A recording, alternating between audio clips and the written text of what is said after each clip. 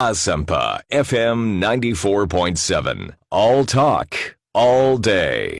In the case of Ufusua Mpofono, are you still insisting, as what Attorney General said, state no still a credible case against him?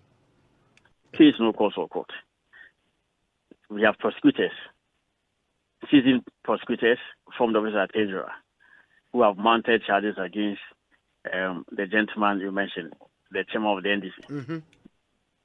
He should direct his energies at defending himself in court. And he has also very competent lawyers. So I don't understand why they should go on radio and rather be making these suggestions. The court will determine.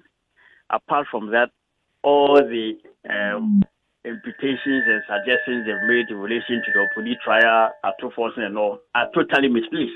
And I'm saying that the prosecution is being mounted on account of thorough investigations that have been conducted.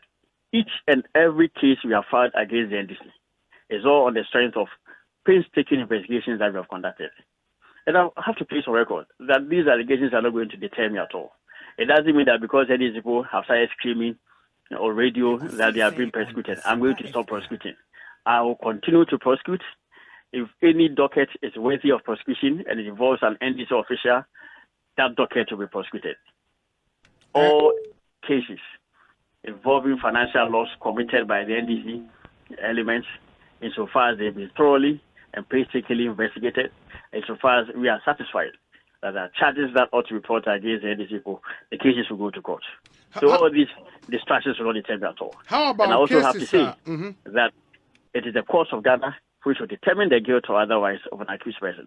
It is not an international body, Amnesty International, they themselves will decline any consideration of such a petition. So in Ghana, Amnesty International, Commonwealth for Ombeamo, Ekosiisen, the and in respect to the Ken Bond and the Woyombe Africa Court, Ekosiisen. Honorable, how about cases involving NPP officials and so? Yes, the same thing. Same thing applies. Indeed, when in this country, when ABAJ was referred to a public prosecutor, ABAJ was a member of the Public Procurement Board, in fact, the Chief Executive of the Public Procurement Authority. When I was Deputy Attorney General, was on the Public Procurement Board. I served on it with him. We looked each other in the face all the time. At the time his matter came, I was still a member of the Governing Board. That did not prevent the President from referring that his conduct should be investigated by public procurement, by the public prosecutor. So, and it's also important to note, ABAJ case in Bayern, and then this for me, they were cited as an example of corruption in the MPP administration.